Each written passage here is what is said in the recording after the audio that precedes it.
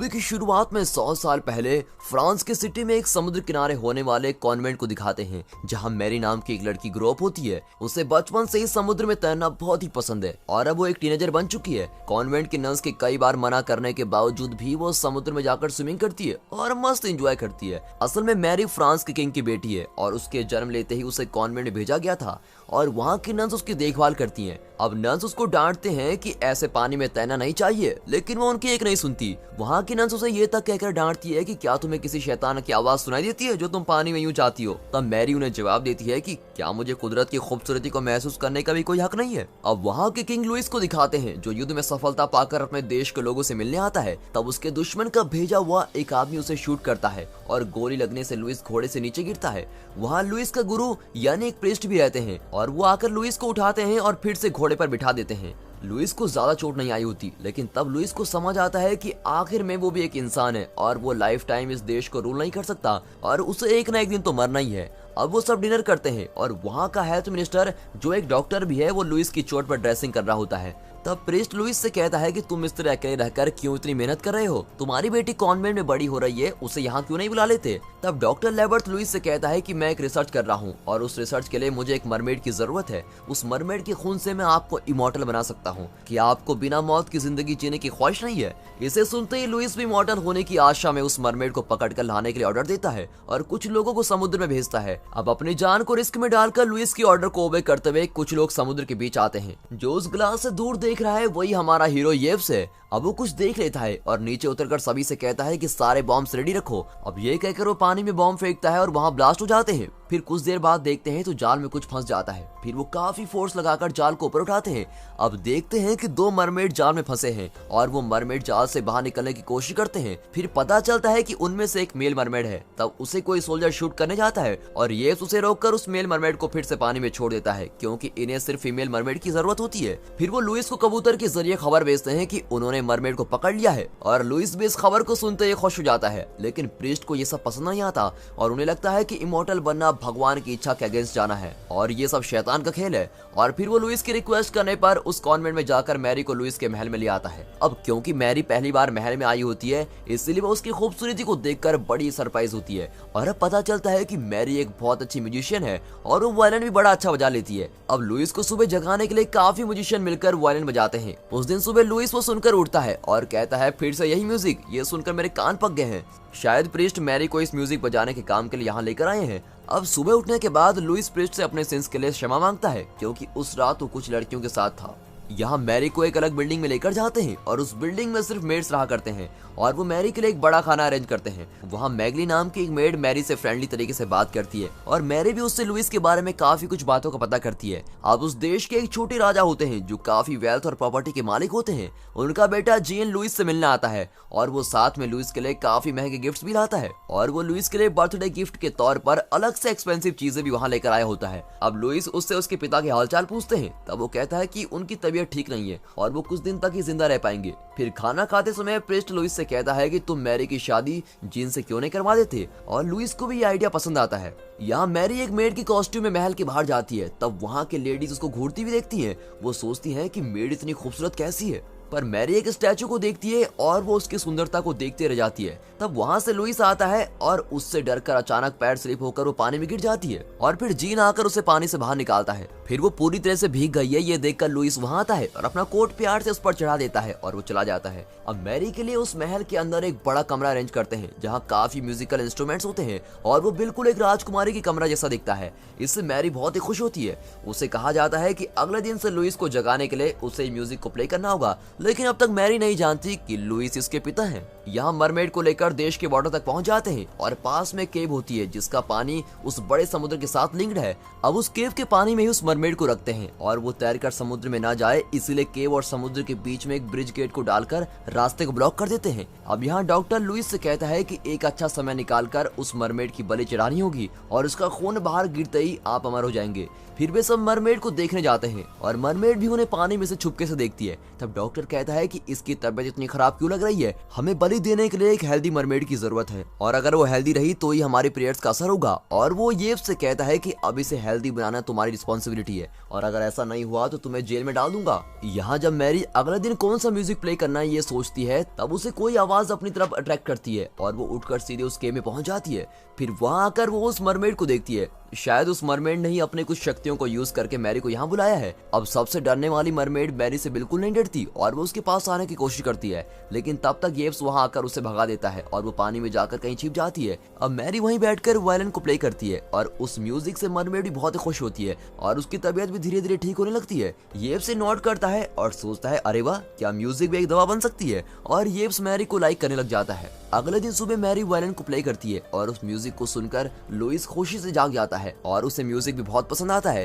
अब मैगली एक फंक्शन का बहाना करके मैरी पर एक खराब मेकअप लगाती है। असल में लुइस का बर्थडे होता है और उसके लिए फंक्शन अरेंज किया होता है। फिर हम मैरी को बिना कोई मेकअप किए एक सुंदर ड्रेस में देखते हैं जो बिल्कुल एक प्रिंसेस लगती है। फिर लुइस उसे उसके साथ डांस करने को कहता है, लेकिन मैरी कहती है कि उसे डांस नहीं आता। तब लुइस कहता है, तो क्या हुआ, मैं तुम्हें सिखाता हूँ, और ये कहकर उसे कुछ स्टेप सिखाता है और फिर मैरी भी डांस करने की कोशिश करती है, लेकिन अभी भी इसे पता नहीं है कि लुइस इसके डैड हैं। और उसी समय जैन मैरी को लाइक करने लग जाता है। फिर फंक्शन के बाद आसमान में स्काई क्रैकर्स के नजारे सभी लोग खुशी से देख रहे होते हैं और मैरी चुपके से उस केव में मरमेड से मिलने जाती है और वो येव्स के साथ बातें कर रही होती है। तब डॉक्टर ये दोनों को बातें करते हुए देख लेता है, लेकिन मरमेड की तबीयत ठीक हो रही है ये देखते ही वो वहां से चला जाता है। अब अगले दिन लुइस मैरी के साथ एक गार्डन में जाता है। तब मैरी उससे पूछती है कि आप अक्सर लेडीज के साथ इस गार्डन में आया करते हैं। इस पर लुइस कहता है कि नहीं नहीं, मैं आज 18 साल बाद यहाँ आ रहा हूँ। 18 साल पहले मैं जिससे प्यार करता था उसके साथ यहाँ आया था और उसकी तस्वीर भी बनाई थी मैंने। आज तुम्हें यहाँ लेकर आया हूँ तो तुम्हारा भी स्केच बनाऊंगा।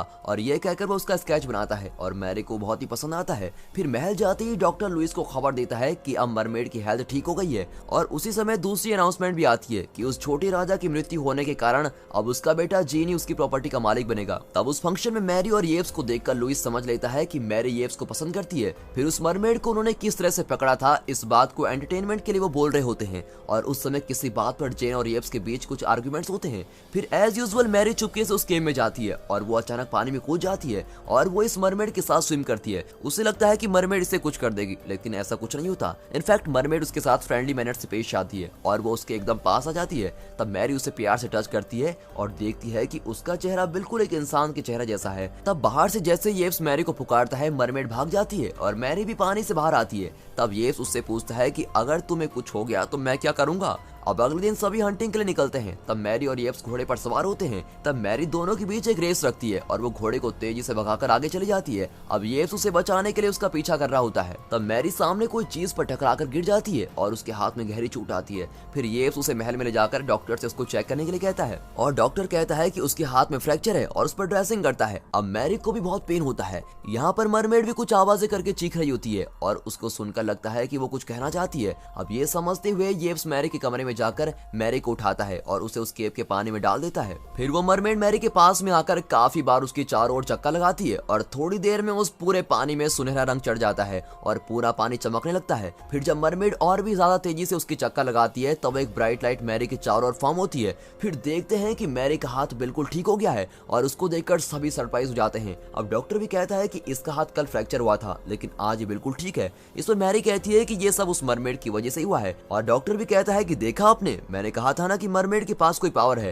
तब लुइस उसे कहता है कि मरमेड की पावर को यूज करने के लिए हमने कोई बड़ा प्लान बनाया है। अब ये सुनकर मैरी कहती है कि आपने सही डिसीजन लिया है। अच्छा, तो आप इस मरमेड की मदद से कई डिजीजेस से सफर कर रहे लोगों का इलाज करने वाले हैं। उसे लगता है कि लुइस ने ऐसा प्लान किया है, लेकिन उसे नहीं पता कि वो मरमेड की बलि चढ़ाने वाले हैं। फिर येव्स उसे बताता है कि इस मरमेड को यहाँ किंग के लिए लाया गया है और इसे यूज करने के लिए उन्होंने बड़ा प्लान बनाया है। तब मैरी उसे कहती है कि किंग इसे नहीं मारेंगे और मुझे उन पर पूरा विश्वास है। और फिर वो दोनों साथ में घूमते हैं और बातें करते हैं। इस तरह वो दोनों एक दूसरे से प्यार करने लग जाते हैं।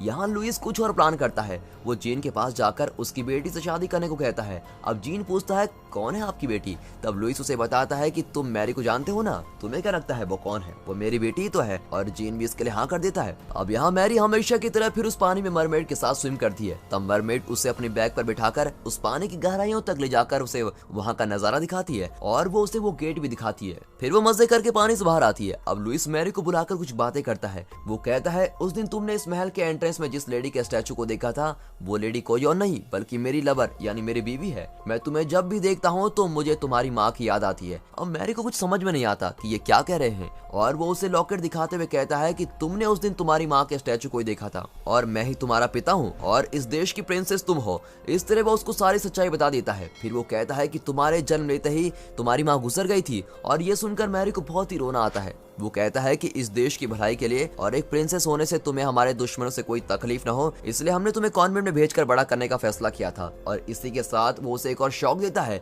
ये कहकर कि उसे जेन के साथ शादी करनी होगी, लेकिन इसके लिए मैरी मना कर देती है। तब लुइस ऊंची आवाज में कहता है कि तुम्हें मेरी बात माननी पड़ेगी और ये एक पिता का नहीं बल्कि एक किंग का ऑर्डर है। अब ये सुनकर वो कहती है ठीक है और फिर जोर से रोते हुए वहां से भाग जाती है। यहाँ प्रीस्ट मरमेड के पास जाकर उसे देखता है और सोचता है कि ये तो इतनी खूबसूरत है और इनोसेंट है और ये इसको मारने वाले हैं। फिर वो उस डॉक्टर से मिलकर उस मरमेड को मारने से रोकने के लिए बातें करता है, लेकिन लाख समझाने पर भी डॉक्टर नहीं मानता। अब यहाँ मैरी महल से कहीं भाग न जाए इसलिए उसके कमरे के बाहर 2 सोल्जर्स को रखा जाता है, लेकिन मैरी उसकी विंडो से छलांग लगाकर भाग जाती है और उस केव में जाकर मरमेड से मिलती है। तब मरमेड उसकी पावर से असल में उस दिन क्या हुआ था और वो कैसे फंस गई थी ये सभी बातें बताती है। वो मैरी से अपनी आंखें बंद करने को कहती है। अब आंखें बंद करते ही वो देखती है कि 2 बॉम्ब्स उस समुद्र में ब्लास्ट होने से मरमेड की फैमिली उसमें फंस जाती है और तब वो मरमेड अपने हस्बैंड और अपने बच्चे के साथ रहती थी और उसी समय जाल में उसका हस्बैंड फंस जाता है और उसको बचाने के लिए मरमेड अपने बच्चों को दूसरे मरमेड को सौंपकर अपने हस्बैंड के पास जाती है और फिर वो भी जाल में फंस जाती है और वो लोग उसके हस्बैंड को शूट करने की कोशिश करते हैं। तब येप्सी उसको बचाकर फिर से पानी में डाल देता है।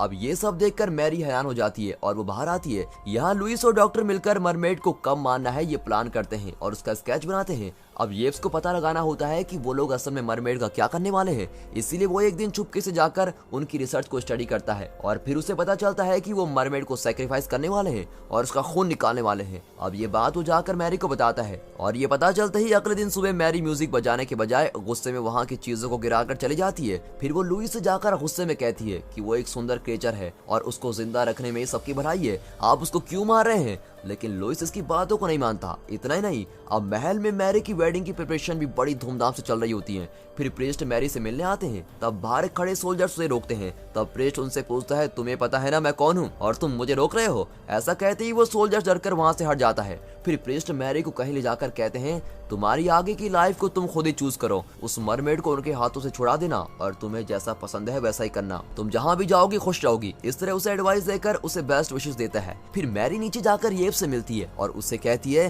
कि हमें किसी भी तरह उस मरमेड को बचाना होगा, लेकिन वो नहीं मानता। वो कहता है कि अगर किंग को ये पता चल गया तो वो हमको मार डालेंगे और मुझे जेल में नहीं जाना है। लेकिन इन सब बातों से मैरी नहीं डरती और वो उसे कहती है कि प्लीज उसे बचाने में तुम मेरी मदद करो। तब वो उसे पूछता है कि तुम्हारी वेडिंग की प्रिपरेशन कैसी चल रही है और वो जवाब देती है कि मैं उस वेडिंग को छोड़कर भागकर आना चाहती हूँ और तुम्हारे साथ ही भागना चाहती हूँ, तुम क्या कहते हो। और ये सुनते ही येप्स की खुशी का ठिकाना नहीं रहता और वो उसकी मदद करने के लिए एग्री करता है। फिर वो समुद्र और केव के बीच में होने वाले उस गेट को ओपन करते हैं और उस दिन सोलर इक्लिप्स होने वाला है और मरमेड को बलि चढ़ाने के लिए ही इस दिन का प्लान किया गया है। इसलिए पानी का लेवल कम होने के कारण केव और समुद्र के बीच गैप ज्यादा होता है और वहां जाने के लिए एक बड़ी छलांग लगानी पड़ेगी और इसीलिए उस गैप में पानी भरना होगा और ये कैसे करेंगे इसके बारे में वो दोनों सोचते हैं और जल्दी वे वहां से एस्केप होने वाले हैं। ये सोचकर वे किस करते हैं और मरमेड उन दोनों को प्यार से किस करते हुए देख लेती है। फिर वे पानी के फ्लो को रोकते हैं और उसे बचाने के काम में लग जाते हैं। तब तक वहाँ डॉक्टर आ जाता है और 2 सोल्जर्स को भी साथ ले आता है। सोल्जर्स उन्हें शूट करने की कोशिश करते हैं। तब येप्स एक सोल्जर के हाथ से गन छीनकर उन्हें शूट कर देता है और डॉक्टर दूसरे सोल्जर से गन लेकर उस मरमेड को शूट करने की कोशिश करता है।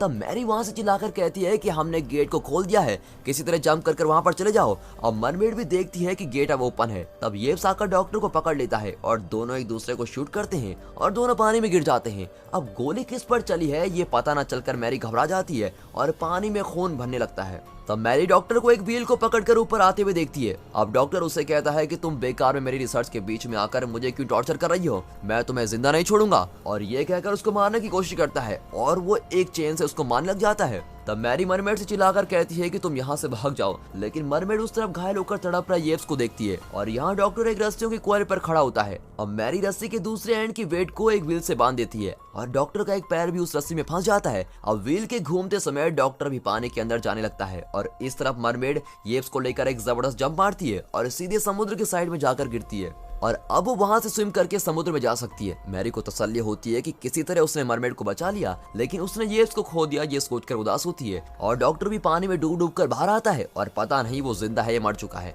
अब लुइस को ये सभी खबर मिलती है और लुइस भी कहीं जाने के लिए निकलता है। वो मरमेड को पकड़ने के लिए समुद्र की ओर सभी बोट्स को खड़ा करने का ऑर्डर देता है। अब मैरी एक ऊंची चट्टान के ऊपर जाकर मरमेड की हालत कैसी है ये देखने के लिए जाती है और लुइस भी उसके पीछे जाता है और प्रिस्ट भी वहां पहुंच जाता है। अब कुछ ही समय में सोलर इक्लिप्स होने वाला है और वे सभी एक ही पॉइंट से मिलते हैं। अब उस चट्टान के उस पार समुद्र है और मैरी वहां से कूद कर उस मरमेड के साथ चले जाना ही बेहतर समझती है।